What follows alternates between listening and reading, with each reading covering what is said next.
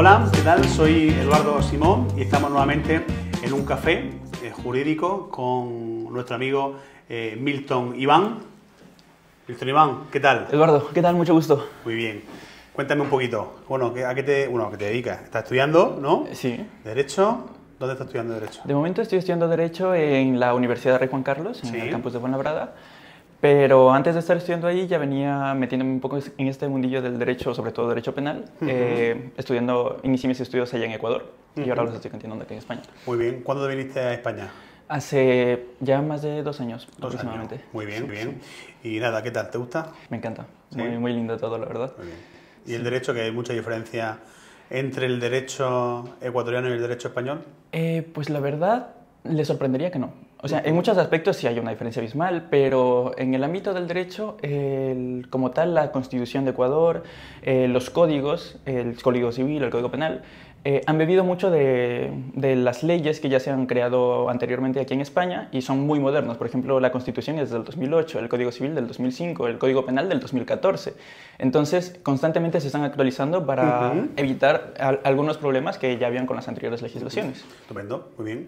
Entonces, Cuéntame. eso me facilitó un poco adaptarme más a lo que he visto acá. Entonces, claro, yo vengo de allá a ver unas leyes y luego veo acá y digo, oh, mira, es tan similar. Yo creí que iba a ser una diferencia abismal, pero no, al contrario, me sorprendió ver que hay muchas similitudes haciendo un poco de derecho comparado. Muy bien, estupendo. Pero el motivo de mi presencia acá es para preguntarte un poco más respecto a principios de derecho penal, que sí he notado algunos cambios respecto a una ley orgánica que salió en el 2022. No sé si podrías hablarme un poco al respecto, porque generalmente siempre que mis profesores me hablaban de derecho penal, siempre hablábamos del indubio pro reo, de presunción de inocencia, la carga probatoria, quien la tenía.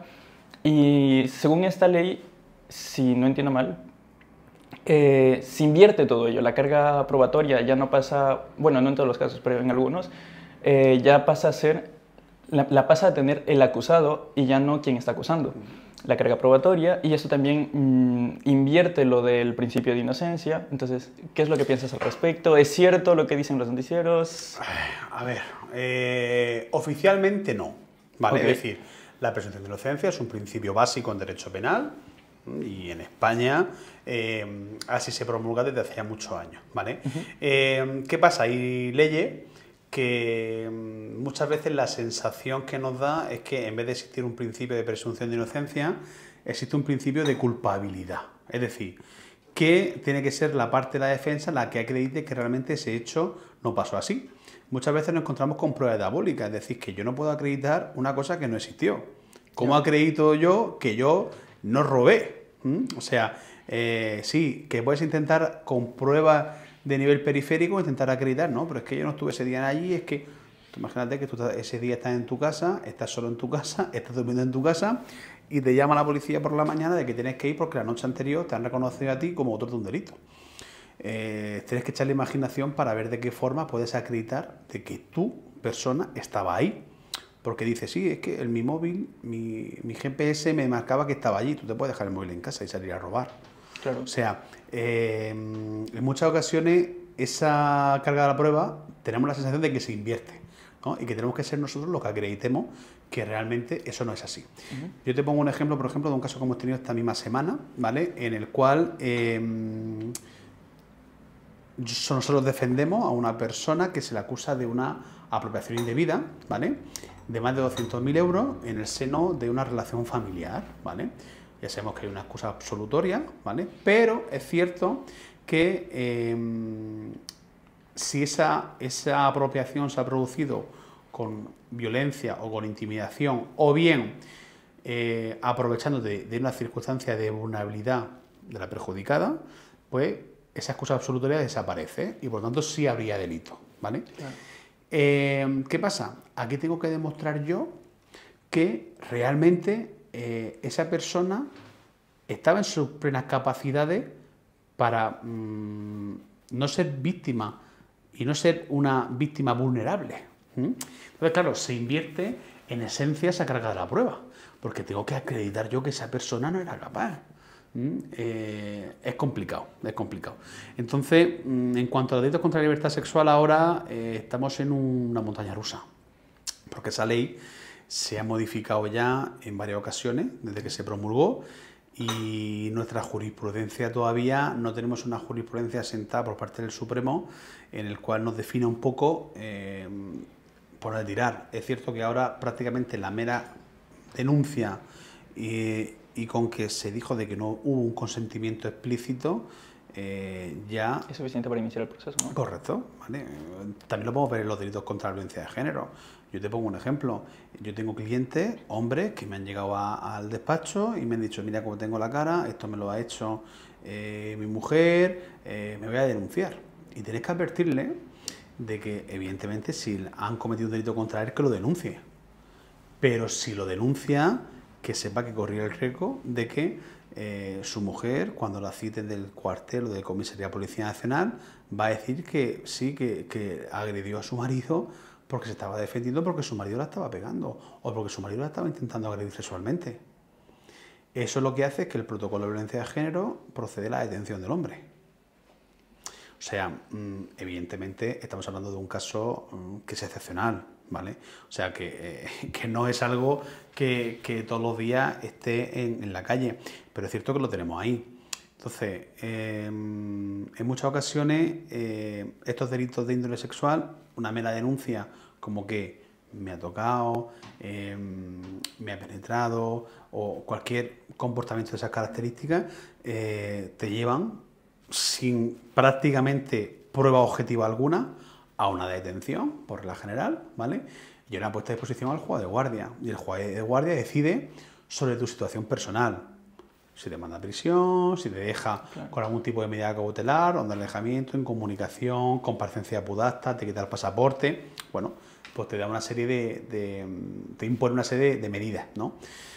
Evidentemente, y sin prueba objetiva alguna, solo la mera declaración de la víctima. También piensa que nuestro Tribunal Supremo sí ha hecho una especial referencia a eso en cuanto a...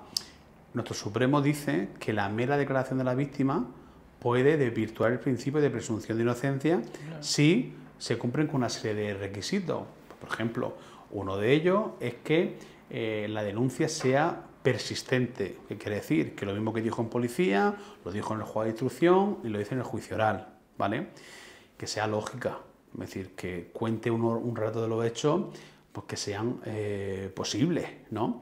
Y esa serie de elementos nos llevan a que, si se le da cierta credibilidad al testimonio de la víctima como única prueba, si además el otro elemento va corroborado con una prueba periférica, como puede ser, se ha producido un hecho delictivo y yo cuando salgo de esa zona de peligro, le escribo un WhatsApp a un amigo o a una amiga y le digo, ostras, me ha pasado esto, que este chico, hemos ido a la discoteca, yo no quería, me ha metido en el coche y tal.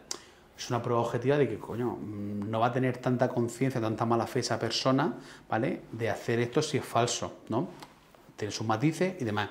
Por ejemplo, que automáticamente, después de haber pasado esa agresión sexual, me vaya a un médico y ese médico en urgencia, ya en su historial, refleja: señora que nos manifiesta que ha sido agredida sexualmente. Todo eso son pruebas objetivas periféricas, sí. O sea, pruebas que no son objetivas, pero son periféricas, que nos pueden permitir que esos tres elementos, ese relato creíble y lógico, ese relato persistente y esas pruebas periféricas puedan hacer creer que ese delito pueda ser real. Claro, como dice, es un testimonio de una persona contra el de otro. Eso quizá no da esa garantía de presunción de inocencia. Está con sus matices. Está con sus matices. Y ahora mismo en España vivimos en una sociedad que en el mundo del derecho todo está en una línea muy fina. Hay muchos delitos que un paso a la izquierda, un paso a la derecha, te meten en el delito o te salvan el delito. Un mero paso. Entonces, pues quizá nuestro Supremo, si nuestro legislador nos deja, es decir, si nuestro legislador nos permite que el Supremo cree una serie de jurisprudencias respecto a ciertos temas, pues quizá nos dará más seguridad jurídica, porque con esta normativa, con estos cambios legislativos, los que nos llevan a una inseguridad jurídica palpable. Y esa inseguridad jurídica es malo para los ciudadanos y, evidentemente, para la profesión. Ya. Lo mismo me imagino que también viene afectado el indubio pro reo. ¿Cómo lo verías tú ahí? Yo sí es cierto que el indulto por reo sí es verdad que lo veo, es más una decisión de los jueces de sala. Es decir, en caso de duda, directamente sentencia absolutoria. Yo, por ejemplo, a mí cuando vamos a celebrar un juicio en la audiencia provincial me gusta más. ¿Por qué? Porque las audiencias provinciales son más garantistas, por regla general, más que un juez de lo penal incluso. Ya. Por mi experiencia, los jueces de lo penal, pues quizás a lo mejor porque son más jóvenes o porque tienen menos experiencia, pues quizás pueden dictarse sentencias que sean, pues, entre comillas, de menos complicarse, ¿no? En cambio, en la audiencia provincial yo creo que normalmente, por regla general, los magistrados suelen hacer un exhaustivo, una resolución exhaustiva, metiéndose en la prueba que se ha practicado. Sí es cierto que tú ya sabéis que todos los procedimientos que van a la audiencia provincial son más graves que los que van al penal, Sí. ¿vale? ¿Qué pasa? Que evidentemente son más valientes unos jueces de la audiencia provincial en poder dictar una sentencia absolutoria o incluso condenatoria, ¿vale? Que un juez de lo penal. En caso de duda, siempre tiene que irse a favor del reo, que es el principio del indubio pro reo. Claro, ¿vale? pero si yo tengo que demostrar mi inocencia y sigo dejando dudas, pues como que el principio sí... En un principio se debe aplicar siempre ese principio, ¿vale? Claro, Es decir, en la práctica yo creo que ese principio no está tan vulnerado como el de presunción de inocencia. Es decir, yo sí entiendo que en muchos delitos la presunción de inocencia no existe, ¿vale? Y se convierte en un principio de culpabilidad que tú tienes que demostrar que realmente no eres culpable, ¿vale? Pero en caso de que se genere esa duda, yo creo que los jueces sí se acogen mucho a ese principio indubio pro reo, ¿vale? Aparte, ya piensa que hay mucha jurisprudencia que habla sobre que tú tienes que obtener una certeza más allá de toda duda razonable. Es decir, si tú siembras la duda en un procedimiento judicial, se tiene que dictar una sentencia conforme al indubio pro reo absolutoria, ¿vale? Pero sí es cierto que yo donde más he notado esa diferencia en cuanto a esa vulneración de derecho del principio es en el presunción de inocencia, ¿vale? Porque se invierte en cierta medida como un principio de culpabilidad. Vale. Y como estudiantes de Derecho que estamos todavía formándonos, pues ¿qué recomendaciones nos darías al respecto? Porque, a ver, es algo muy lógico de que si va a modificarse la ley, lo que tú estudiaste el año pasado, que no está modificado, ya no te va a servir. Entonces, como tarea extracurricular, ¿qué nos mandarías? ¿Qué deberíamos hacer? Porque hombre, yo creo que estar pendiente de las sentencias es parte fundamental, pero hay mucha gente que me dice que se lee el BOE. Eso no te gana para nada. O sea, te puede valer, pero eso es absurdo. Yo lo que sí estaría muy formado es respecto a, además que ahora mismo hay, tú te metes en redes sociales y prácticamente, no sé, hay quizás 20 despachos a nivel nacional que son muy punteros en el tema de redes sociales, ¿no? Nosotros somos uno de ellos, en el cual publicamos prácticamente cuando hay una noticia muy top, ¿no? En el sentido de, ostras, ha cambiado nuestra jurisprudencia respecto a este asunto, o el Supremo dice que esto no es delito, o esto que sí. Que afecte al... Claro, ¿por qué? Porque eso te ayuda a decir, no solo te quedes con esa noticia, búscate la sentencia, descárgatela, ver a qué conclusiones llega el Tribunal Supremo respecto a esa materia que tú estás abordando, porque tú no puedes tener una bola de cristal para decir qué va a pasar dentro de... qué va a hacer nuestro legislador dentro de 5 años. Pues esto también depende del color del partido. O sea, si dentro de X años entra Partido Popular, por ejemplo, con Vox, te pongo un ejemplo, muchas leyes que hay actualmente van a caer, ¿vale? Si sigue, por ejemplo, el Partido Socialista gobernando, pues seguramente esas leyes que tiene, pues la van o bien a reformar o la van a seguir ampliando. Entonces, no vamos a tener una bola de cristal para decir qué va a pasar, cómo me formo para el futuro. Fórmate en el sentido de... Pero eso que me cuentas es un problema que yo creo que se lo ha hablado mucho y a nivel internacional, que es la politización de la justicia y la judicialización de la política, donde ya temas políticos están trastornando, voy a decirlo de esta manera, el sistema judicial, cuando lo que en principio se buscaba con los sistemas judiciales era que sean muy objetivos y completamente imparciales. Y esto también me lleva a otra pregunta antes de finalizar. La facilidad que permite, voy a decirlo facilidad, tal vez si me equivoco me corriges. La facilidad que permite el registro civil para poder cambiar cómo uno se autoidentifica, el género que uno se identifica, ¿no podría también terminar cambiando el objetivo de algunas leyes? Como, por ejemplo, si esta ley de la que hemos estado hablando se enfocaba mucho en la protección y la garantía para los derechos de las mujeres. Si yo hoy cojo, voy al registro civil y cambio mi autopercepción, ¿esto no terminaría también cambiando por completo el sentido? Esto va a cambiar muchas leyes y esas leyes se van a cambiar conforme haya jurisprudencia y haya casos de medios de comunicación que hagan que revienten este tema. Evidentemente, si tú estás siendo investigado en un delito ahora, de violencia de género sobre todo, en este tema sobre todo la violencia de género es donde más se va a tener que modificar. ¿Por qué? Porque tú piensas que si un hombre golpea a la que es o ha sido su pareja, ¿vale? Hablamos de que sí o sí tiene unas penas que son muy diferentes a si esa mujer golpea a ese hombre o así ese hombre o esa mujer se golpean entre sí y no son pareja o expareja, ¿vale? ¿Qué pasa? Que el protocolo de violencia de género es un protocolo muy severo y un protocolo en el cual ya sabes que te llevan pena aparejada de prisión, como se te haya un poco de las manos. El tema está, si tú estás siendo investigado en un delito de esas características, tú no puedes durante el proceso cambiarte de sexo. O sea, puedes hacerlo, pero eso no va a perjudicar en tu condición para ser juzgado como hombre, ¿vale? También vamos a tener mucho lío con eso cuando, por ejemplo, esa persona se haya cambiado de sexo. ¿A qué prisión le mandas? ¿A una prisión de hombre? ¿A una prisión de mujeres? Físicamente es un hombre, pero se considera mujer. ¿Y qué haces? ¿Lo metes en una prisión de mujeres? ¿O vamos a crear una prisión específica o un módulo específico para personas que sean físicamente hombres, pero en documentación sean mujeres? Es que esto abre un abanico enorme, muy grande. ¿Qué pasa? Que eso, tú piensas que la sociedad avanza mucho más rápido que la ley. Sí. Es decir, el problema que tenemos hoy no se va a resolver más el año que viene, se va a plantear dentro de 5 años. ¿Cuándo qué? Cuando veamos pues, los nefastos resultados de la aplicación de una ley. Yo entiendo, porque hay gente que nazca hombre y se quiere hacer mujer, perfectamente legítimo, pero quizá la ley ha ido más allá. O sea, simplemente el echar una mera solicitud, ¿sabes? Pues quizá no sea lo ideal para poder cambiarse de sexo.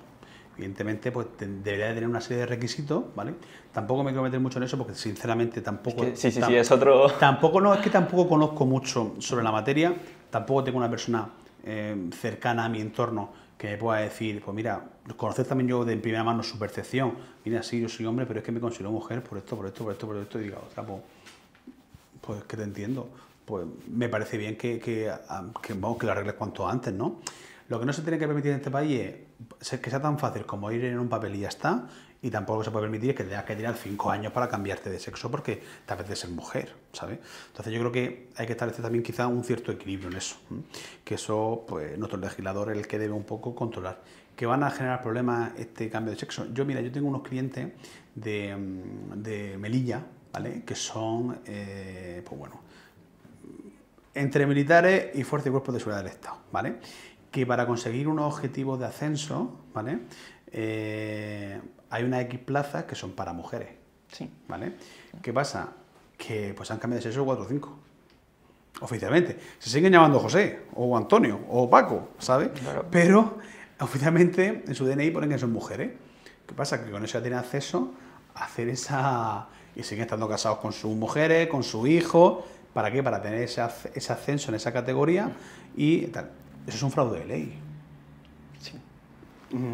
Es que en España somos pioneros en cuando ponen una normativa, retorcerla, para ver de qué manera podemos beneficiarnos de algo. Pero es que yo creo que este tipo de fraude de ley en principio debía haber sido investigado y es muy previsible, de hecho, sobre todo, para que el legislador diga, bueno, voy a poner ciertos límites en ello para evitar este tipo de problemas que en vez de estar beneficiando o aportando al objetivo de esa ley, terminan como mezclándolo y retorciéndolo a tal efecto que no está solucionando el problema, sino a efectos de publicidad está diciendo, sí, mira, estoy trabajando por la sociedad, pero ya a efecto interno estás dándole mucho más problemas al ámbito jurídico y simplemente una fuga enorme para que gente se la salte. Sí, bueno, pero es que para eso nosotros legisladores tenemos que poner un cierto control, es decir, o debemos ver de qué forma se le pone barrera al mar. Hay que ver de qué forma se hace eso. Pero bueno, que es un tema interesante que lo iremos viendo con mucho tiempo y ya verás bueno, a ver lo que pasa. ¿Cómo desemboca? Bueno, Milton, Iván, muchas gracias. Nada, gracias a ti por tu tiempo y por tus palabras. Hablamos. Hasta ahora.